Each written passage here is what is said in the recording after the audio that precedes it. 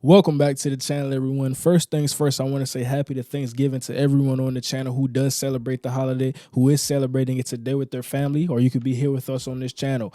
The Green Bay Packers just picked up a 29-22 victory over the Detroit Lions, and I think this was an interesting game, and I talked about it early on. Coming out of the first quarter, I said, the way that the Packers are playing right now, they're trying to salvage their season. I think there's an outside shot that they could still make the playoffs. We have to remember last year, the Detroit Lions, when Aaron Rodgers in his last tenure with the Green Bay Packers had a shot to make the playoffs, the Detroit Lions came in there with nothing to play for and kicked those guys out of the playoffs. So there was already some bad blood brewing. But we look at this today, the Detroit Lions on the converse, they were trying to get the 1 seed in the NFC. We look at the Philadelphia Eagles, we look at the San Francisco 49ers, and like I said, all hope is not lost for that voyage. But I think when we look at it, we say, okay, it's going to be a little harder. Still got to play Dallas, still got to play some other teams. So I want to get into this, just dive deep into the biggest takeaways of today's game, because I know it's Thanksgiving, a lot of moving pieces, a lot of things going on. We got another football game coming on. I'm recording this at 4 o'clock. So starting this thing off, the Green Bay Packers coming into this game averaged 5.5 points in first quarters. In no first quarter prior to this game have they scored more than 2 offensive touchdowns. They left today's first quarter with 20 points, 2 touchdowns by Jordan Love and a strip sack that ended in a touchdown by Owens for Green Bay. When we pair that along with the guy, we're going to talk about Jared Goff a little bit, because he has 6 turnovers in his last 2 games. And I think there's a lot of different pieces about it. We can say offensive line. We can say Jared Goff. We can say Ben Johnson. I think that what we saw from Joe Barry, and kind of coincidentally, we haven't seen a lot of great coordination from Joe Barry, but today he was on it. And today we saw another guy with 3 sacks in the football game, Rashawn Gary. We were just having a conversation talking about, is it Rashawn Gary or is it Montez Sweat? Where do we pair those two? Is he really that high 2 edge rusher, or is he that low end 1? Can he be a guy who can go wreck the football game? We saw Rashawn Gary today wreck a football game. Shout out to him for that. And also getting into that, at a point in the third quarter, I just had to chart this down. Jared Goff had 22 dropbacks and 11 pressures. On 50% of your pressures, you're getting, on 50% of your dropbacks, you're getting pressured. You have a Taylor Decker, you have a Penei Sewell, you have a Kobe Shorster, you have a Frank Ragnow. These are where we start to ask questions. Why is the offensive line not coming to play football today? Now, I think conversely, when we talk about Green Bay, you have Rashawn Gary having the game that he's having. He was getting after it against Sewell. He was getting after it against Decker. Nobody on the football field could block Rashawn Gary today. And also Kenny Clark, a guy who we talk about being a key cog on the interior for Green Bay. He was getting after it. Devontae Wyatt, before he went out the football game. And it's really something that I've been talking about. It's really like the Green Bay Packers and Joe Barry, he went and copied and pasted Mike McDonald's game plan from the Baltimore Ravens game. If you watch that football game closely, and you can go to the All 22 in a couple of days and fact check everything I'm about to say. We talk about blitzes. We talk about stunts from the defensive line. This was everything that the Baltimore Ravens did, and they succeeded in a dominant victory over the Detroit Lions. That's everything you saw today from Green Bay. I talk about the slants. I talk about the nickel blitzes, all of those different things from a football and a scheme aspect. That's what I saw on the football field. I said, this looks eerily familiar. And then I thought about it. Where did I just see the same type of football being coordinated? That was down there in Baltimore. So also getting into another takeaway, I think that's something we just have to talk about. Dan Campbell being a bit greedy in some moments, and Matt LaFleur, when he had the opportunity to take advantage of some of those things. Jordan Love, he had an amazing game. I just want to give my hats off to him, because I just dropped a video last night talking about one question for each team playing on Thanksgiving.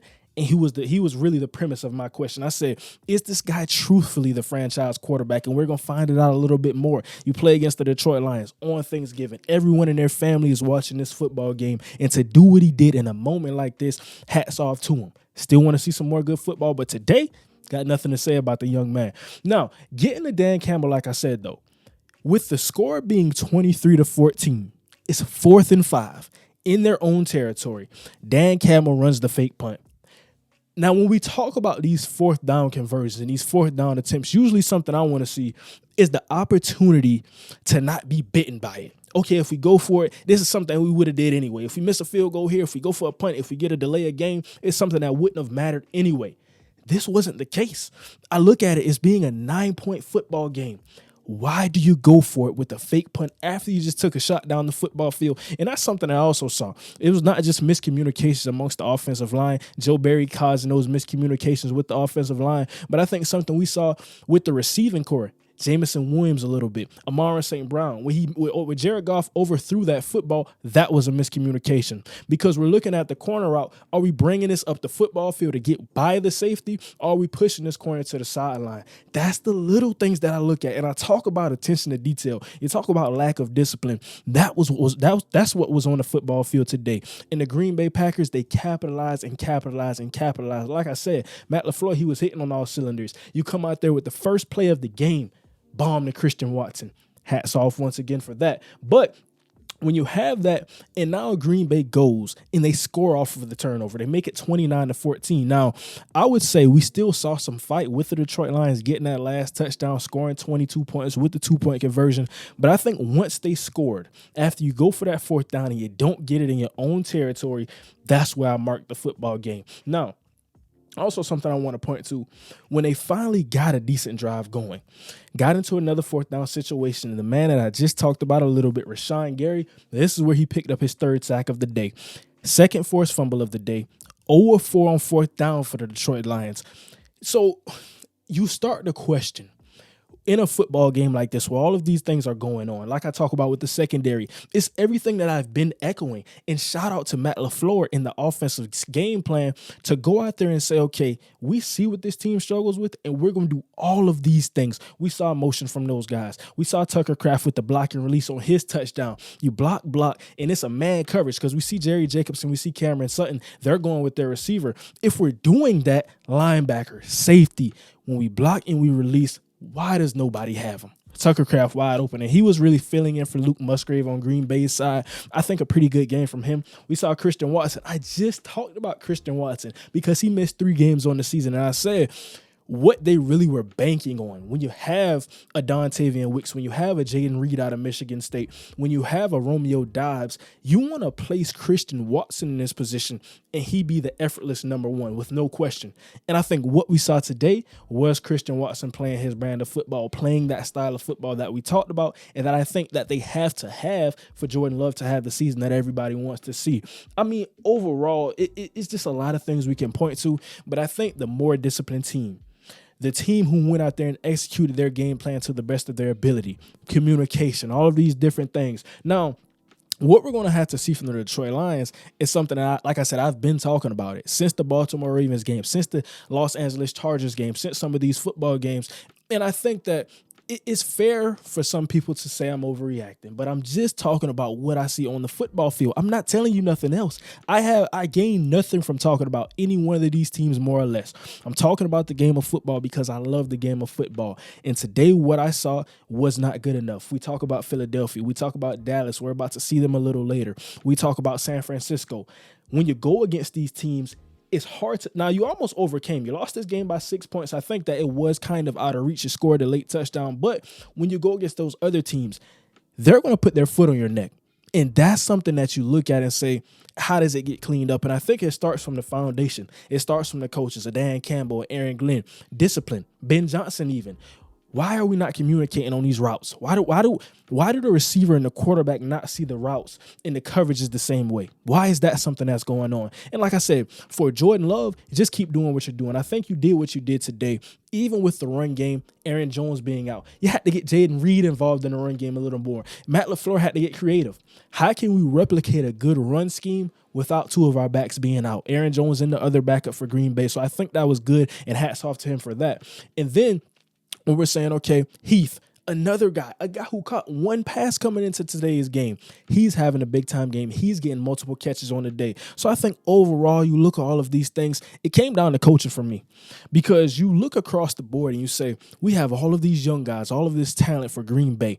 You look at it for Detroit, Amon-Ra St. Brown, Jamison Williams. Shout out Jamo. He had a pretty solid day with multiple catches. Almost had a big time touchdown late in the game. So shout out to him, just getting that speed on the move and showing us his hands a little bit, getting more consistent in that aspect. But offensive line, when you go against that defensive line, a Kenny Clark, a Rashawn Gary, those types of guys, a Devontae Wyatt, when you go against that second level, no Devondre Campbell out there.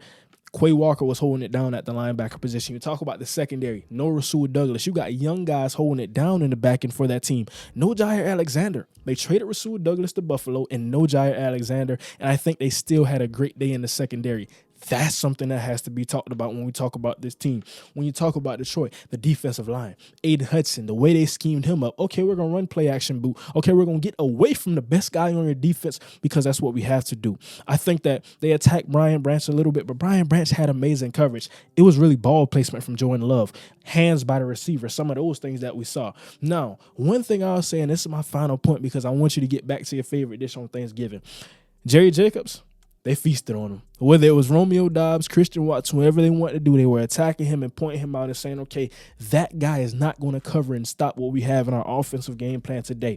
Let me know down below in the comments. I think I gave you really all of the major takeaways, all of the good things to talk about with this football game.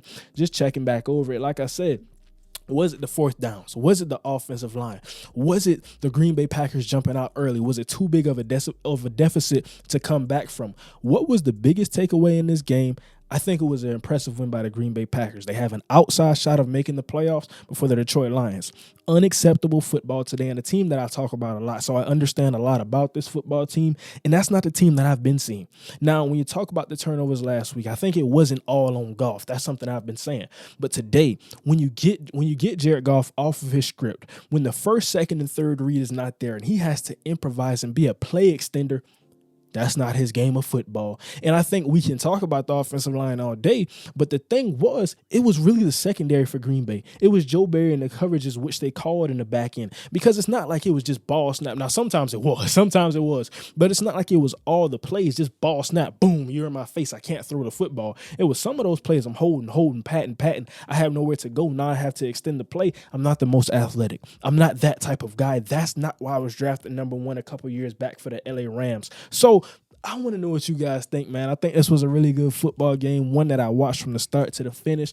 Thank you for watching. Don't forget to like, comment, and subscribe. We're on the road to 10,000 subs. Thank you for watching once again, because it is Thanksgiving. You don't have to watch this video today. But now, we out.